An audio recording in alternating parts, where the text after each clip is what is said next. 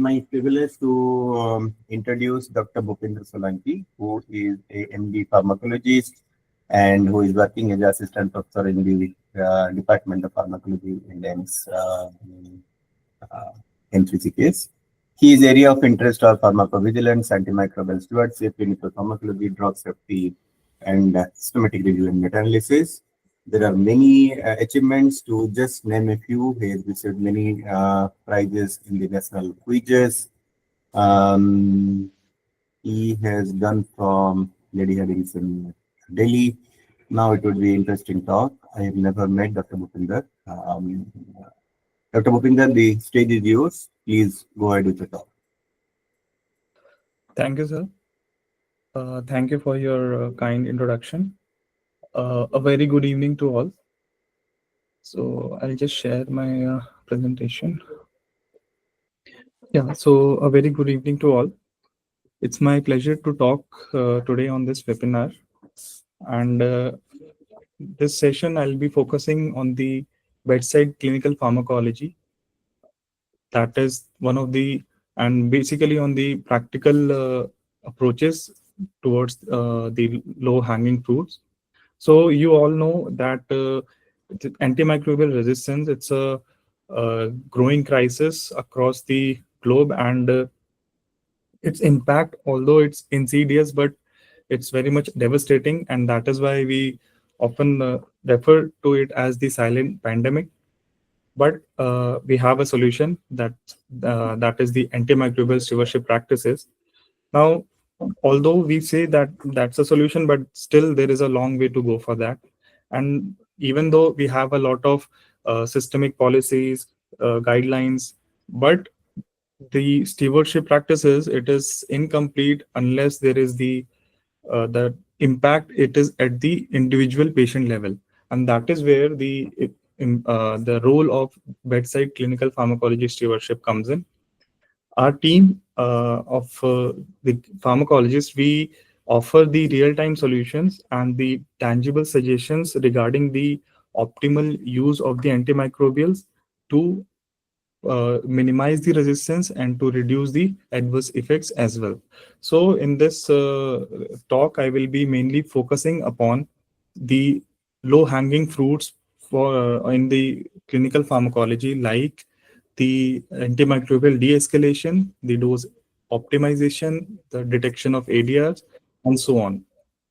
So basically, at our institute, the Department of Clinical Pharmacology, we get these referrals regarding the optimization or the suggestions about the usage of the antimicrobials, and the interventions that we often suggest, or the recommendations we often give, that includes the stopping of the or discontinuing the antimicrobial, or the de-escalation of the drug from the combination of two drugs, or from broad spectrum agents to the narrow spectrum agents. So from the data of these referrals which we have received for, say, past 1 year or so, we have just analyzed this 100 odd prescriptions or the referrals, and on the basis of that, I'm just presenting that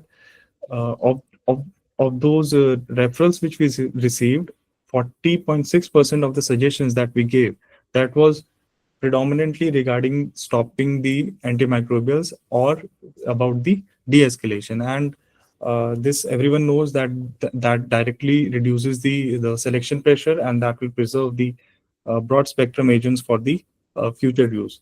Then the other intervention that we often recommend is the optimization of the dose on the basis of the patient factor, the drug factors like the PK/PD of the drug, and the bug factors. That is about the resistance of the organisms to different agents. And these in our referrals, or in our suggestions, we had given, we have come across 30.5% of such cases where we advised for the dose optimization, and that ensured, and that eventually improved the patient outcome. Another important cornerstone is the intravenous to oral switch, and that is it is important. Like just like it is one of the step when you have to switch from the intravenous to the oral therapy, and we there obviously there will be reduction in the hospital stay. There will be reduction in the intravenous complications while switching from the intravenous to the oral therapy. So in this, approximately 26.8% of such referrals which we got, that was regarding the advices which we gave was regarding the switching from intravenous to the oral therapy. And just like de-escalation, we might require the escalation of the agent, or particularly from narrow to broader spectrum in cases like the when there is the treatment failure, as suggested by the persistent spike in the fever or increasing WBC trend. There is despite use of the higher antimicrobials, still there is the culture is coming positive. So all those cases might again need the reevaluation or the import or like escalation of the drugs. So for this, all the among the cases, it was around 28.7% of this which required or for which we advised for the escalation of the drugs. And then the most one of the most like last but not least, I will say that the ADR monitoring or ADR detection monitoring and the focus on the drug interaction. A lot of problem they could be prevented simply by avoiding the combination of the drugs which have like which shows the interactions which could be in the form of the failure of one or of the drug, or in the form of the adverse drug reactions. So again, so this is where comes the role of the bedside clinical pharmacological intervention, wherein we translate the complex pharmacological principles into the patient care. And then also like the evidence based generation of the regime, like if you in certain cases where all the agents have been used, and all the armamentarium limited armamentarium which we have, that has been depleted. Still, what is the updated, what does the literature says, what does the evidence says? On the basis of that, we also provide the regime which could suit best to the patient. So these were the low hanging fruit that we practice here at our institute in the at clinical pharmacology. Now I will share a few of the cases what we come across. So this was a 45-year-old male who underwent a surgical procedure. I have purposefully not mentioned the procedure so as to I have tried to keep the department name as to be confidential. So the culture report, it suggested the presence of Klebsiella pneumoniae, which was resistant to most of the antimicrobials, and it only showed the intermediate sensitivity towards colistin, both in blood as well as in the sputum. So the referral reason was that there was an increasing trend in the WBC count despite the use of the higher end antimicrobials. And the drugs that were being given, that were being prescribed, included injection meropenem, 2 gram IV thrice daily, in colistin 4.5 million units intravenously given twice daily, and then injection levofloxacin 750 milligram was being given intravenously once a day. So, looking at the prescription and looking at the patient scenario, we can what appropriate thing or what modification optimization that we could have done. So that was this thing. That is, since it is a case of Klebsiella pneumoniae and the patient has pneumonia, so instead of use of colistin, the better option would have been the use of polymyxin B, as the reason is that the colistin, it is mostly concentrated in the renal parenchyma, and it has got more of role in the urinary tract infection. And also, additionally, we are exposing the patient to the nephrotoxicity, which otherwise could have been prevented. So this is one such scenario of the optimization of the drug or the drug combination. And another scenario, we see that a 36-year-old male, he was post-operative day 18 of exploratory laparotomy, and the patient was of sepsis, having breakthrough episodes of fever. He also had increasing WBC count. His serum creatinine 3.6 milligram per deciliter, which was fluctuating. The blood urea was 158 milligram per deciliter. And the medications, okay. So the culture was the ET aspirate. It showed the Pseudomonas aeruginosa, which was intermediate sensitive to colistin. And the blood revealed the blood culture. It showed the Acinetobacter baumannii, that was intermediate sensitive to colistin. The drugs that were being prescribed to this patient was injection meropenem 500 milligram IV BD. It was infused over 30 minutes duration. Then injection ampicillin and sulbactam combination was given intravenous TDS. Again, the infusion was over 30 minutes, and injection clindamycin 600 milligram IV TDS was being given. So again, going through this prescription, the suggestions which we gave up gave us the avoiding, like, one problem which in this case is the overlapping use of antimicrobials or the redundant antimicrobials. That is the two different classes of antimicrobials which have the similar spectrum or the similar cover that has been, or similar mechanism of action are being used. Here in this case include are the meropenem and the ampicillin sulbactam.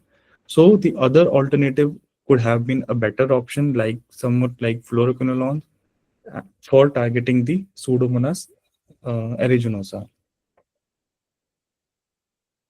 And another thing is considering the renal function, the dose of sulbactam, which is excreted renally, could have been further reduced. And another important consideration in this case was the duration of infusion.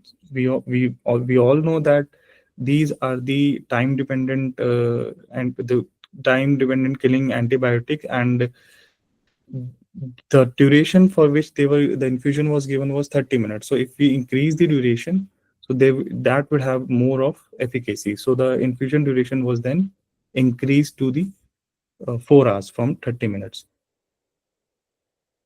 This is the last scenario. This was about the 20-year-old patient who was for post-operative day 40 and had breakthrough episodes of fever. Again, the reason was similar, increasing WBC count, and the culture here they suggested presence of Candida auris. The patient was on injection meropenem 2 gram IV TDS, injection colistin 4.5 million units in IV BD, and injection fluconazole, which was also given IV twice daily.